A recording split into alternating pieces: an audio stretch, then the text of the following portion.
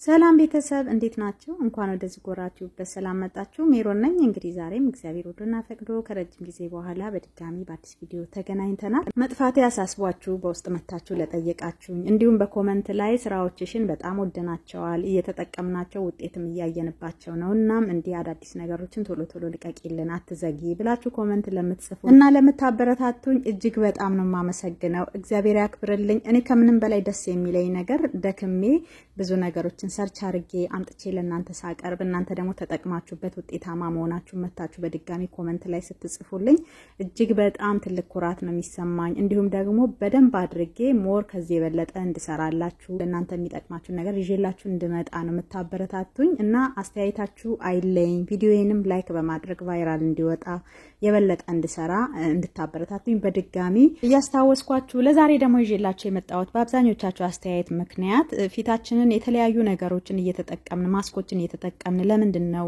ውጤት ማናየው? ዛሬ ደና ሆኖ ነገ ለምንድነው የሚበላሸው? እናም ከማስኮች በተጨማሪ ለፊታችን ምን አይነት ፕሮዳክት እንጠቀም? አንቺ እየተጠቀምሽ ያለሽውን ፕሮዳክት አሳይን ባላችሁ መሰረት ዛሬ አመጣውላችሁ ደረቅ ወይም ኖርማል ቆዳ ላላችሁ እንዲሁም በማዲያት የተጠቃ ቆዳ ካላችሁ ዛሬ ያመጣውላችሁ ቪዲዮ እጅግ በጣም ለናንተ ወሳኝ ነው። እኔም የጠቀመኝ ነው። እኔም ከናንተ ውስጥ አንዷ ነኝና እንደዚህ ለረጅም ጊዜ ተጠቅሜ የቆዳዬን ሁኔታ ያስተካከልኩበት እናም የቆዳ ታይፓችሁ ልክ እንደኔ የሆናችሁ ይሄን ቪዲዮ እስከ መጨረሻው በማየት በአጭር ጊዜ የቆዳችሁን ሁኔታ ለማስተካከል የሚጠቅማችሁን ፕሮዳክት የምታዩ ይሆናል። እናም ሁሌም እንደምላችሁ ወደ ጉዳይ ከመግባቴ በፊት ለቤት አዲስ የሆናችሁ ዝጎራችሁን ሰብስክራይብ ማድረጋችሁን ቼክ አድርጉ። ነባሮችም ልክ እንደተለመደው ላይክ ሼር እያረጋችሁ ለሌሎች እንድታደርጉ በማስታወስ ለዛሬ ወደ መጣውበት ጉዳይ ገባለሁ። እስከ መጨረሻው አብራችሁን ቆዩ። መልካም ቆይታ።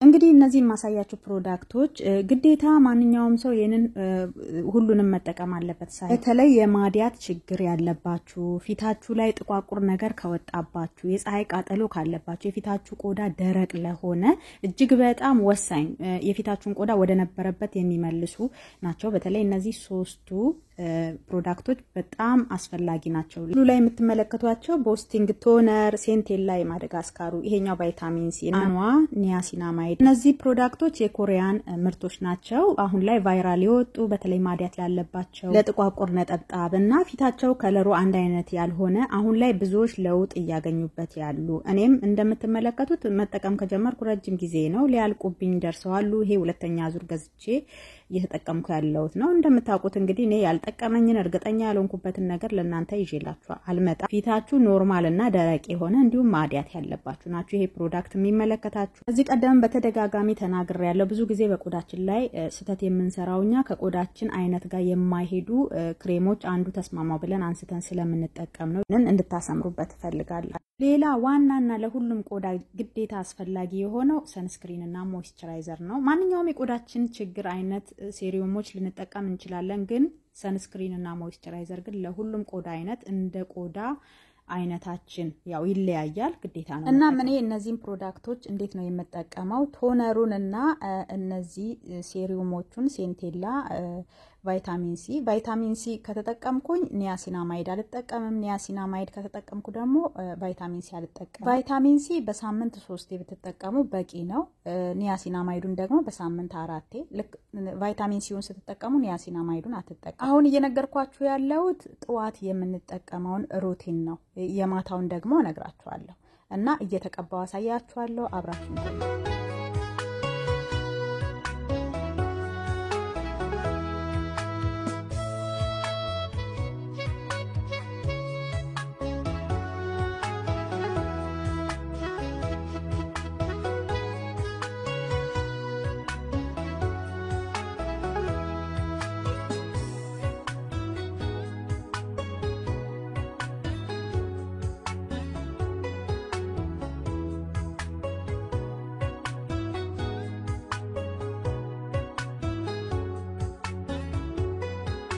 ፊታችን መጠቀም ያለብን ሳሙና በዋነኝነት የመረጥኩት ይሄንን ነው። ከዛ በመቀጠል ፊታችንን በደንብ ካጸዳን በኋላ በበረዶ ውስጥ እኔ ያው በጣም ይስማማኛል በበረዶ ውስጥ ፊቴን ዘፈዝፋለሁ። ብዙ ጊዜ በኮሜንት ላይ እንዳየሁት ቲክቶክ ላይ በተለይ በጫንኩት ቪዲዮ በረዶ ፊቴን ያጠቁረኛል፣ ራሴን ያሳምመኛል፣ በረዶ አይስማማኝም በበረዶ ፊቴን ከዘፈዘፍኩ በኋላ ፊቴ ከሰል መሰለ ጉበት መሰለ የምትሉ ልጆች አላችሁ ማንኛውም ነገር ከአግባብ ውጪ ስንጠቀመው ሳይድ ኢፌክት አለው እንደነገርኳችሁና ለመጀመሪያ ጊዜ በረዶ የምትጠቀሙ ከሆነ ቀስ ይያላችሁ ነው ፊታችሁን ማለማመድ ያለባችሁ ፊታችሁ ያለመደውን ነገር ድንገት ሲበዛበት ባንዴ ዶዙን ስታበዙበት ይደነግጣልና ለመጀመሪያ ጊዜ በረዶ ስትጠቀሙ ምናልባትም በፋሻ ወይም በጨርቅ ነገር አድርጋችሁ ቀስ ይያላችሁ ፊታችሁን ማለማመድ እንጂ ባንዴ በረዶ ውስጥ ወስዳችሁ ፊታችሁን ንክር ካረጋችሁ ሰውነታችሁ ይደነግጣል ለምን የሰውነታችሁ የሙቀት መጠንና የቅዝቃዜው ሲጋጭ ሌላ ነገር ሊፈጥርባችሁ ስለሚችል ይሄንን ከጥንቃቄ ውስጥ እንድታደርጉ ፈልጋለሁ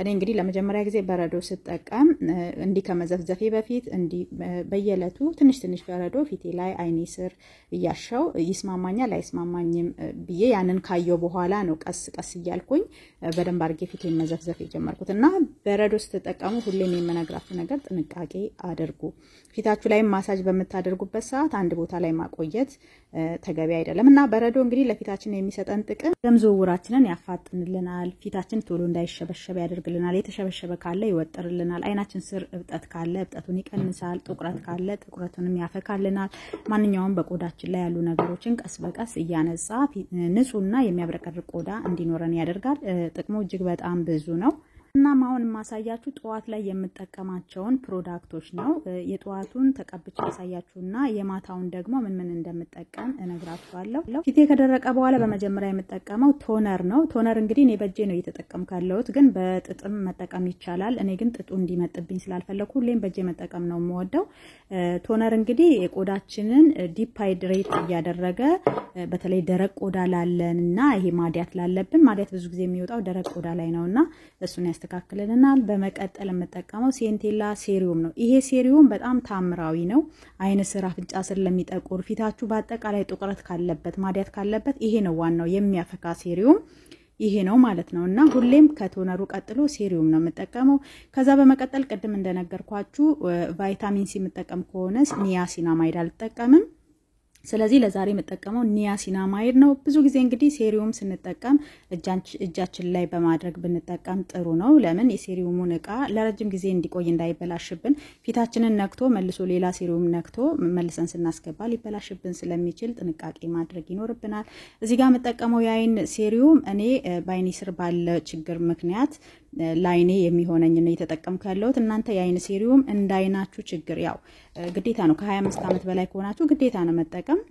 ጥቁረት ካለው ለጥቁረት የሚሆን መጠቀም ትችላላችሁ ካፋይን ሶሉሽን ኦር ደግሞ እንደኔ ሌላ አይነት ችግር ካለባችሁ ከፊታችሁ ጋር የሚሄድ ያይን ሴሪየም ሰርች አድርጋችሁ መጠቀም ትችላላችሁ በመጨረሻ የተጠቀምኩት ሞይስቸራይዘር ነው ሞይስቸራይዘር እንግዲህ ያው እኔ እንዳሳየዋችሁ መግቢያ ላይ በደንብ አድርጌ ያሳይቻችኋል የተጠቀምኩትን ስክሪንሻት አድርጋችሁ መግዛት ትችላላችሁ ካልገባችሁ ግን ንገሩኝ በቴሌግራም ማናግሩኝ ፎቶዎችን ልልክላችሁ እችላለሁኝ ሴራቪ ሞይስቸራይዘር ነው ለኖርማልና ለደረቅ የሚሆን የተጠቀምኩት እዚህ ጋር ደግሞ ላሮቼ ፖሳይ የሰንስክሪን ክሬም ነው እየተጠቀምኩ ያለሁት ይሄኛው እንግዲህ ግዴታ ነው በቃ ቆዳችን ቤት ውስጥም ብትሉ ከማንኛውም ነገር ፕሮቴክት ያደርግልናል ምግብም ስንሰራ እንዲሁም ቤት ስናጸዳ ሁሉ ዲቶሎች ምናምን እንጠቀም ከሆነ ማንኛውም ባክቴሪያ ወደ ፊታችን መጥቶ ፊታችን ላይ እንዳያርፍ ከቨር ያደርግልናል ለፀሐይ ብቻ ሳይሆን ማለት ነውና ግዴታ ፀሐይ ላይ ስንወጣ ነው የምንጠቀመው አትበሉ ሰንስክሪን ቤት ውስጥ ሆናችሁ ግዴታ ያስፈልጋልና መጠቀም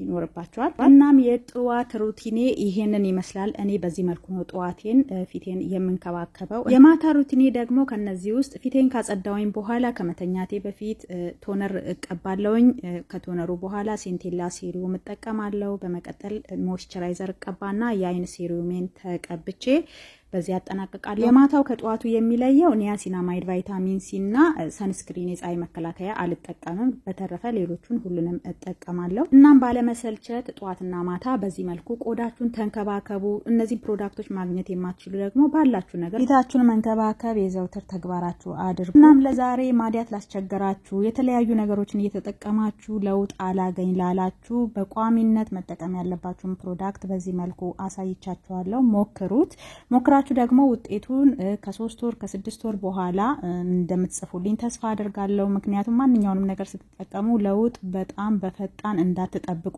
ፈጣን ለውጥ የሚያመጣ ማንኛውም ክሬም ሳይድ ኢፌክት አለው እነዚህ ግን በቋሚነት በቆዳችሁ ላይ እንደ ምግብነት የሚያገለግሉ ስለሆኑ ለውጣቸውም ቀስ ይያለ ነው የሚታየውና ለረጅም ጊዜ ለ6 ወር ምናምን በተከታታይ ከተጠቀማችሁ በኋላ ለውጡን ቀስ ይያለ የሚያሳያችሁ ይሆናል ሞክሩ ተረፈ ዛሬ በሰራሁት ቪዲዮ ላይ ማንኛውም ጥያቄ ካላችሁ በኮሜንት አስቀምጡልኝ እመልሳለሁ እንዲሁም ሌላ እንድሰራላችሁ የምትፈልጉት ካለ ጠይቁኝ የምችለውን ይዤ ለማምጣት ዝግጁ ነኝ ከፍጻሜ አብራችሁኝ ስለቆያችሁ ከልብ አመሰግናለሁ እግዚአብሔር ፈቅዶ በድጋሚ እስከምንገናኝ ቸር ሰንብቱኝ ቻው